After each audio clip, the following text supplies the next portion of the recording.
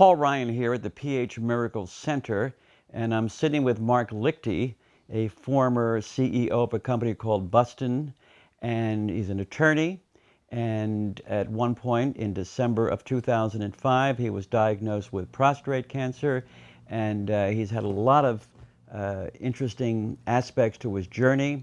At a certain point, he chose active surveillance. We're going to find out exactly what this is and chat with Mark. Mark, thanks so much for visiting with us today. Welcome. Pleasure to be here. Fellow Pennsylvanian. Yes, Philadelphia, yes. indeed. Indeed, yes. So it's interesting, your background, before we get into how you got to the PH Miracle Ranch. Your father died of prostate cancer, and you saw him suffer. And so it must have been sort of a shocker to be diagnosed in December of 2005. But you chose a different journey. Was that because of what your father went through? My father, Paul, was my inspiration. I saw him carved, I saw him radiated, and I saw the quality of his life destroyed in his final 6 or 8 months. And I said to myself, I'm not going to go that route. After I was diagnosed with a Gleason 6 after a biopsy. That's the standard way that that's determined. And he inspired me to look for other alternatives. Now, at that time, there was no such thing as active surveillance. I mean, I didn't. Can you define active surveillance? Yes, active surveillance is a minimum of intervention, a maximum of surveillance. I'm on my way to a conference in LA, sponsored by the Prostate Cancer Research Institute, and they're really on the leading edge of prostate cancer treatment. There's a fellow there by the name of Dr. Schultz, who founded the organization. He wrote a book called The Invasion of the Prostate Snatchers, which is all about the epidemic of overtreatment. So I'll be chairing some breakout sessions on active surveillance. And for men that have been diagnosed with prostate cancer and are looking for some alternatives, the Prostate Cancer Research Institute is a very fine organization and trying to progress this prostate cancer issue beyond the boundaries that we now have.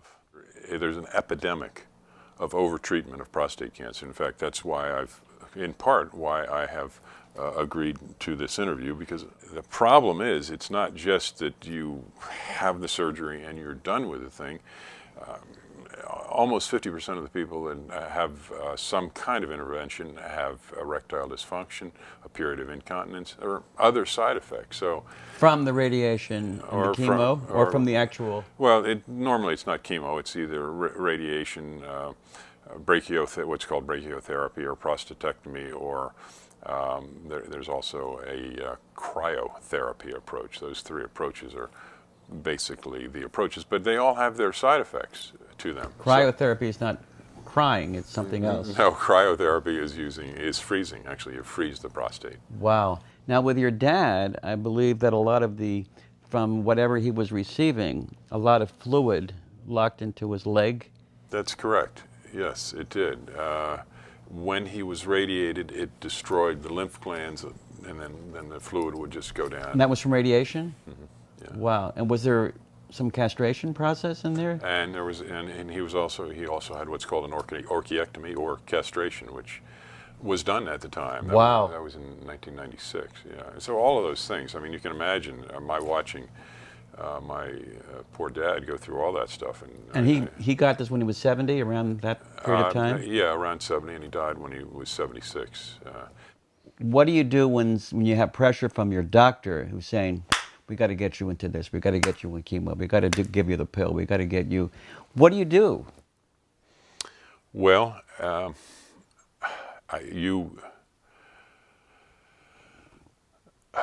you take a deep breath, you slow down, and you get in touch with your own intuition. You got to get in touch with yourself. You can't hand it all over to the medical profession. That's the biggest mistake that I see people making. I had 3 doctors recommend a radical prostatectomy to me. And right after you were diagnosed? Right after I was diagnosed, because that was the protocol. I was diagnosed at a Gleason 6. There's 7, 8, 9. Then it goes up with. That's a certain test. Yeah, it's a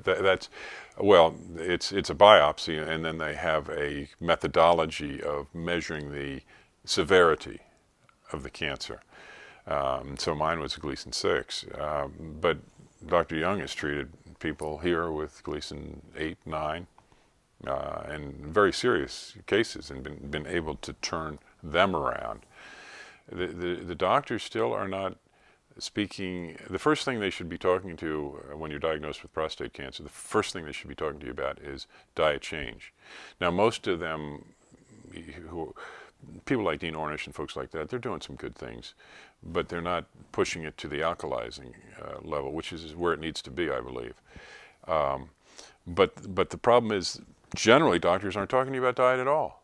They're just, they're talking to you about intervention. They don't speak about the root cause. They don't speak about the fundamental issue. We are, as Hippocrates said, food is our medicine, and medicine is our food.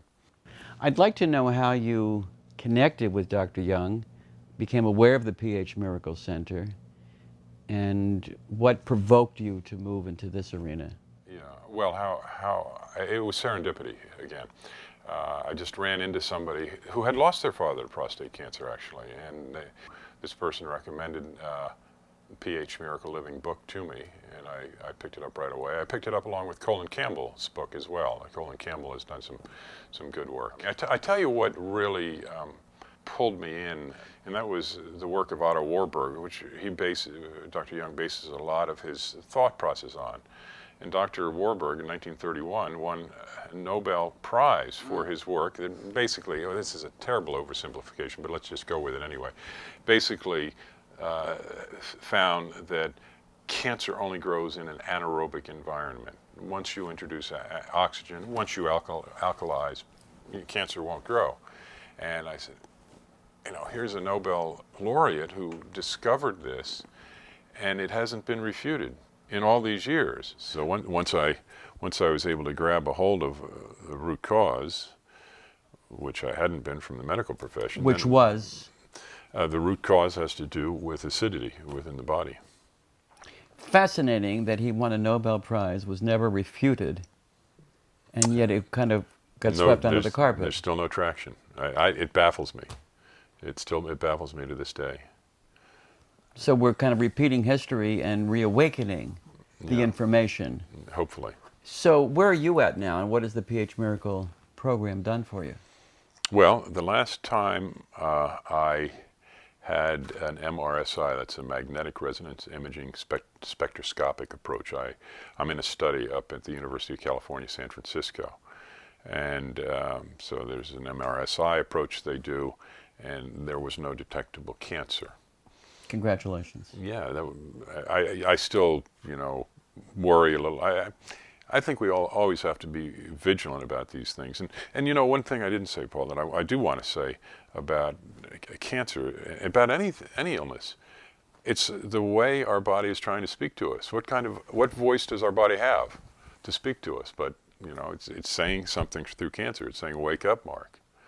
If I have another illness, it's saying, wake up to do something fundamental, not wake up to get the cancer cut out, not wake up to get radiation. It's saying, Mark, there's some issue in your life, and you got to do something about it. And it's a gift. The prostate cancer is a gift because it's the body's vehicle to speak to you. Can you share what the root cause was for you? What did you discover, mentally, physically, emotionally, or spiritually?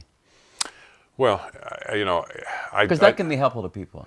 Yeah, I did a whole bunch of different things in terms of trying to understand that, prayer, spiritual things. I went to a shaman. I did a raft of different things. The only thing that I did consistently was a living food approach. So if you ask what the root cause was, I still think the root cause had to be my diet. Too much acidity, yeah. My diet, too much acidity. I ate meat, I ate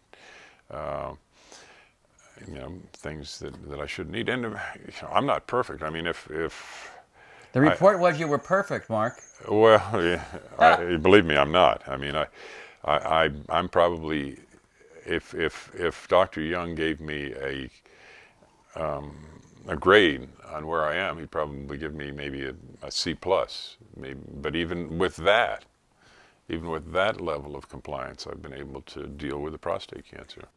So since coming to the PH Miracle Center, how has it taken you to the next level? Well, there's so much information here. One of the things that Dr. Young recommends is colonics.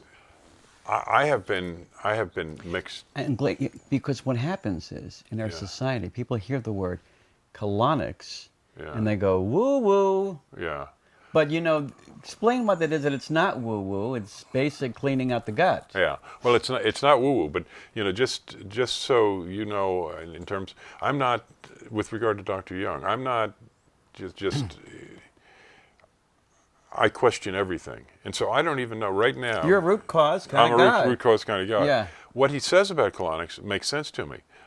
I had a colonic while I was here, and I thought it was useful. I don't know whether I'm going to have other colonics. So, you know, I take his work and You're saying colonic and not pina colada. I just want to make sure that that's right. Colonic, yeah. Yes. Pina colonic. Exactly. There you go. Yes.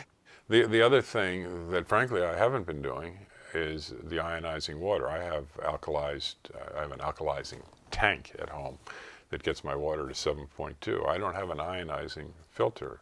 He has an ionizing filter that takes the water up to 9.5, and also ionizes the water. That would be something that I see if I need to do that to take that to the next level.